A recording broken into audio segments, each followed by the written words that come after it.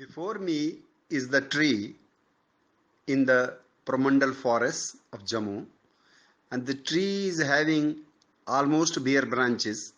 Here and there, some trees are supporting the last year's leaves, which are about to be shed now, and on some of the trees, we are able to see the black colored flower buds.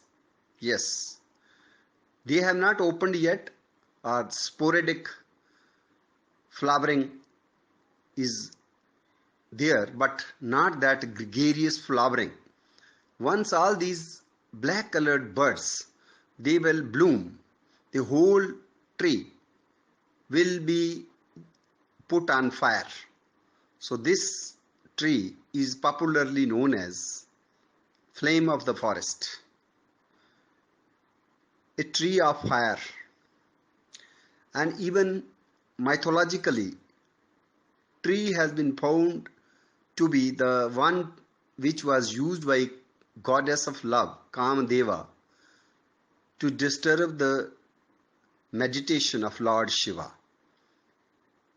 And when Lord Shiva got disturbed, in anger, Shiva put the whole tree on fire. So its flowering is akin to the fire flames. Flowers are scarlet red and they are characteristically curved like beak of the parakeets, Setacola crameri or Setacola eupatria.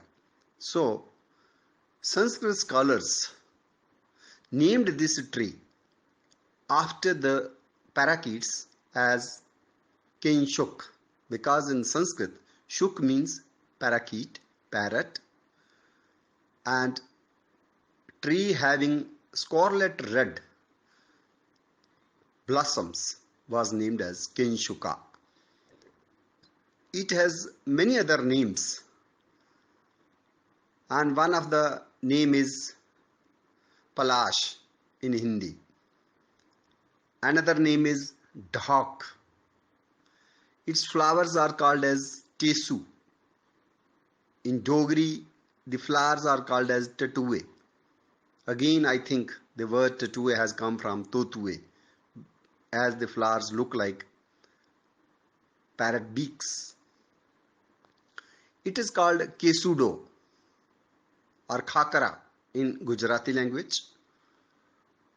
In Malayalam, tree is known as Shamata. In Telugu, it is called as Modugu Chetu or Modugu. In Tamil language, called as Parasam or Parasu. And in Kannada, it is known as Mutuga. In Bengali language, it is called Kinshuka. And in Dogri, in Jammu Shivaliks, it is popularly known to the locals as Pala. And even in Pashto language, the word is Pale. And from Pale, the word Pala appears to have been derived. It is a deciduous tree. Leaves are shed during February, March, before scarlet red or orange yellow blossoms appear. So this is the month of Chat, and now we are about to see the blossoming of Palash.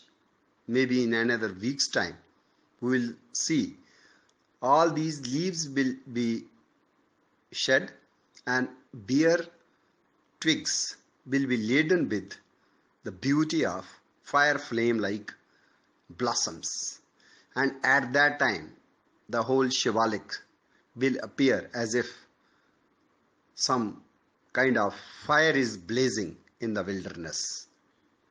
And that is the time when many birds will come and have the feast of nectar. One of the characteristic bird which is associated with its blossoms is kind of starling, also known as the rosy pester. But in Hindustani, the name of the bird is after the tesu flowers as tesuari. Zoologically speaking, tesuari is Sturnus roseus to distinguish it from Calatelier, which is Sturnus vulgaris. The front portion of rosy pester is black, like the calyx cup of the flower bud of Butea monosperma, as the plant is known in botany. And the wings of rosy pester, tesuari, they are brick red or pink, as is the corolla of Butea flower. Scientifically, it was the year 1795 when the father of Indian botany, Dr. William Roxburgh, named it or erected the genus Butea in honor of Member Parliament and one-year Prime Minister John Stuart III Earl of Bute as Butea. But because of some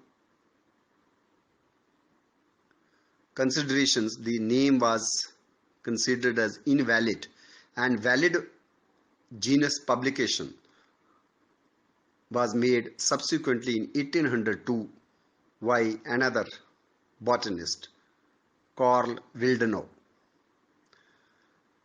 It was Lamarck who named the tree as Erythrina monosperma, and it was Kunze who named it as Plasso monosperma.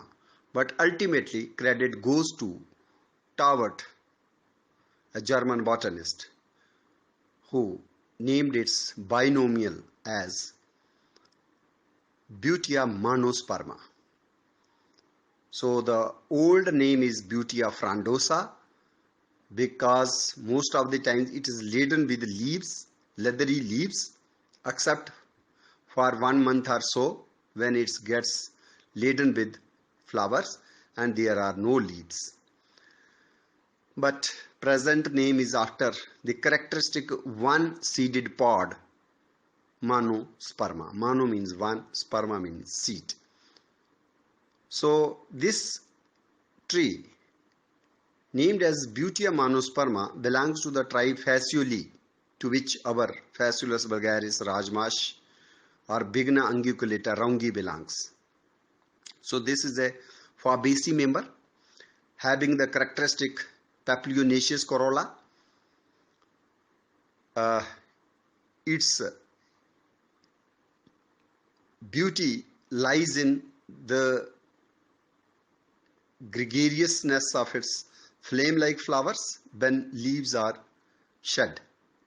So the leafless tree laden with blossoms gives a beautiful look, and because of its beauty and splendor of blossoms, the tree has intimate association with religious and cultural ethos of India. The plant stands mentioned even in Yajurveda, and its tree twig, especially the woody portion, is used for making the sacred ladles and spoons, locally called as samdi, samd, or in Sanskrit as samidha, for Agnihotri rituals, fire Vedic ceremonies.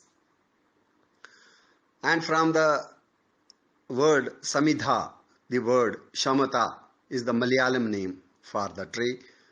In Kerala, we almost see the Namundari Brahmins usually plant this tree in the house. The leaves are leathery, sometimes harvested as horse fodder, or it is fed to buffaloes, but usually other cattle does not like to eat its leaves. And leathery leaves are usually made into leafy cup and plates for serving meals. So there was a tradition in Maharashtra and Uttar Pradesh in the last century where it was used for serving meals in the temples, in the dhabas, and there was no non-biodegradable plastic garbage. So it was eco-friendly way of serving meals, commercial level. Even its leaves are used as inferior kind of beedi making by some tribals.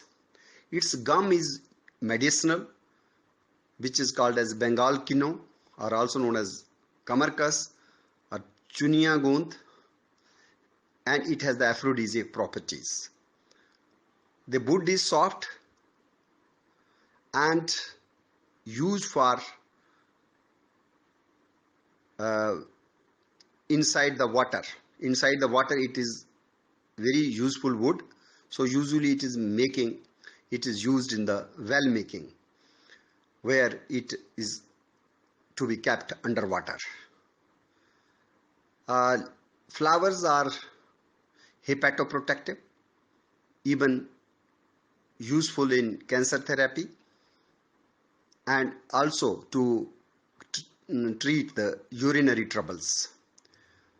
The phytochemical present in flowers is butyrene and isobutyrene, which makes it hepatoprotective. The dried flower petals are the source of gulal for the holy celebrations, Mathura Vrindavan Holi, and even in Shanti Niketan.